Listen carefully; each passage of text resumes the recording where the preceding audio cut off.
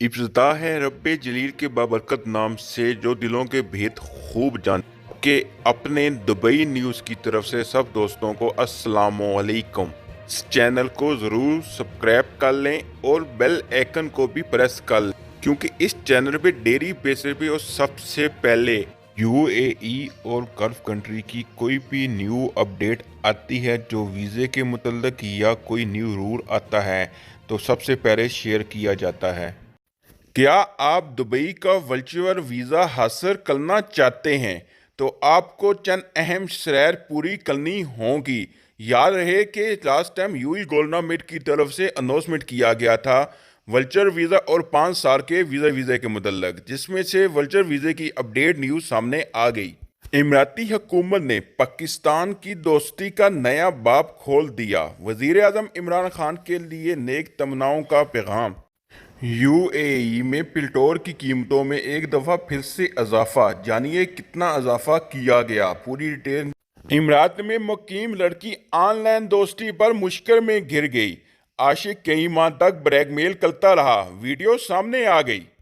इमरात में अगर ये ट्रैफिक खिलाफ वर्जी की तो 400 दरम जुर्माने से नहीं बच पाएंगे। बेटी मलती है तो मल जाए, नामुहर्रम को इसे हाथ नहीं लगाने दूंगा।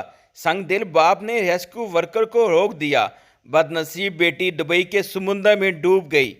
क्या आप कुवैत जानने के ख्वाहिशमंद हैं तो वीज़ा व कामा की पॉलिसी की अहम शर्त आपके काम आ सकती हैं।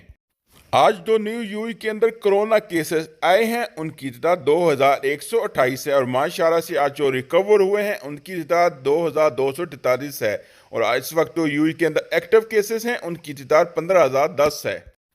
अब जानिए यूएई की खबरों की तफसीलात के मुताबिक कोरोना वायरस की वजह से गुज़श्ता साल से दुनिया भर की माइशतों को दिवालिया करके रख दिया है। बहुत सी कंपनियां अब समाजी दूरी के असूल पर अमल पैदा हैं और अपने मुलाजमीन को घर में रहकर काम करने की तरगीब दे रही हैं। इसी तरह इमराती हुकूमत ने भी दुबई में काम करने के ख्वाहिशमंद अफराद को वर्चुअल वीज़ा देने का ऐलान किया है। इस वीज़े की बदौलत शहरी किसी और शहर में रहकर भी ऐसी कंपनी में काम कर सकेंगे जिसका हेड ऑफिस किसी और जगह पर हो।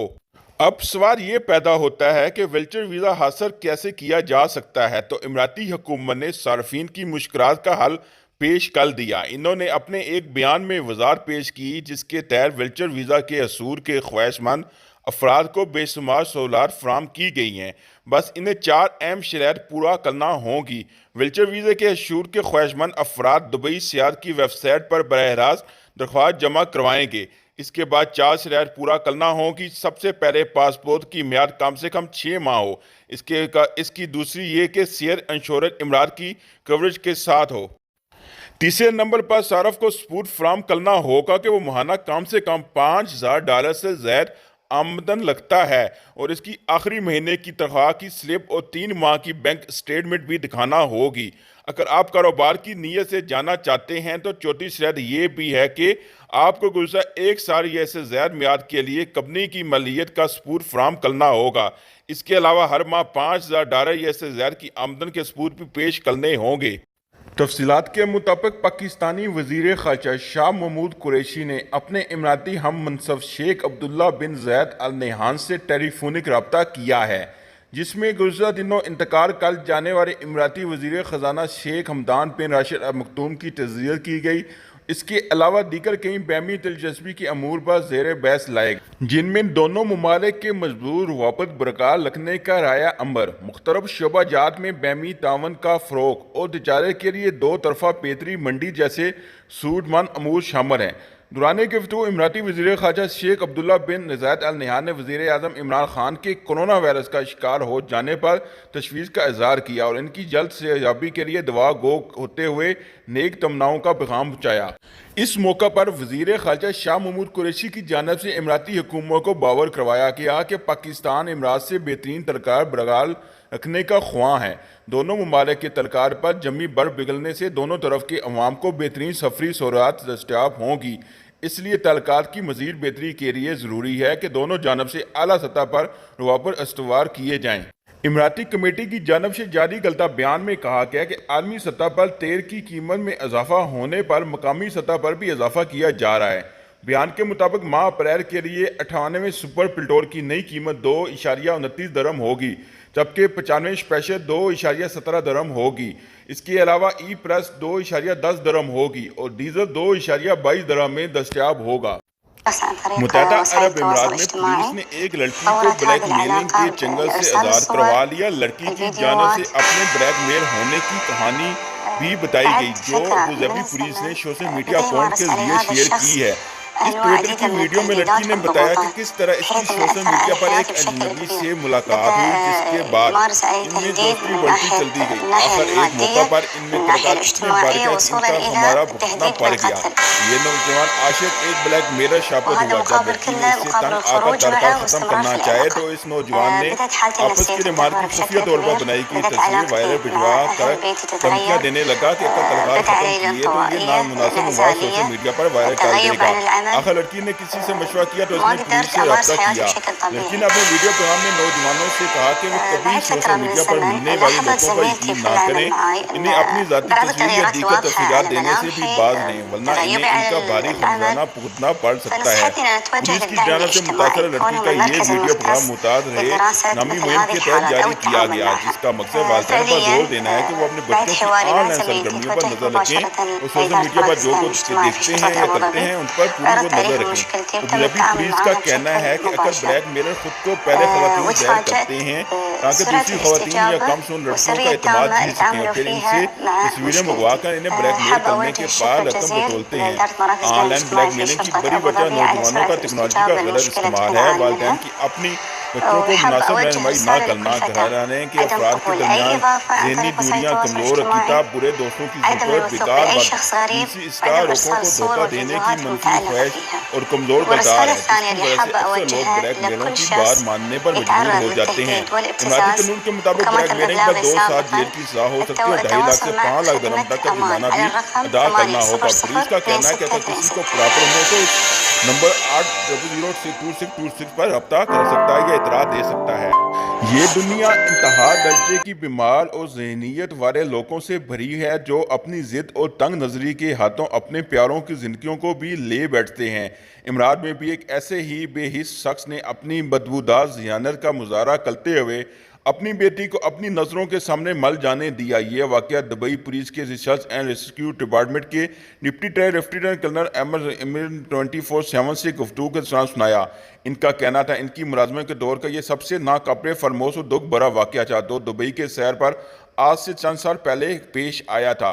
لیفٹیننٹ کرنل امر برگیئر نے بتایا کہ چند سال پہلے کی بات ہے کہ ایک ایشیائی باشندہ اپنی بیوی اور بچوں کے ساتھ سیر سمندر پر تفریح کی غرض سے آیا۔ بچے پانی میں نہانے سے لطف اندوز ہو رہے تھے جب ان کی 20 سالہ بیٹی گہرے پانی میں ڈوبنے لگی تو اس نے مدد کے لیے چیخ پکار شروع کی۔ یہ منظر دیکھ کر سب کے ہوش اڑ گئے۔ سیر پر موجود 2 غوطہ خوروں نے اس کی جانب بھاگے مگر لڑکی کا والد بیچ میں آ گیا۔ اسے تنگ نظریے والے شخص نے انہیں پکڑ لیا اور کہنے لگا وہ ان نامحرموں کو اپنی بیٹی کو چھونے کی حرکت اجازت نہیں دے گا۔ ان غوطہ خوروں نے اسے کہا کہ اس کی بیٹی اگلے چند لمحوں میں ڈوب جائے گی، انہیں اسے بچانے دیا جائے، مگر یہ جنونی اذیت کا ایشیائی شخص مسلسل انہیں روکتا رہا کہ ان کے ہاتھ لگانے سے اس کی بیٹی کی حیاداری ختم ہو جائے گی، وہ اپنی بیٹی کی موت قبول کر سکتا ہے مگر اس کی غفر و عزت پر کوئی آنچ نہیں آنے دے سکتا۔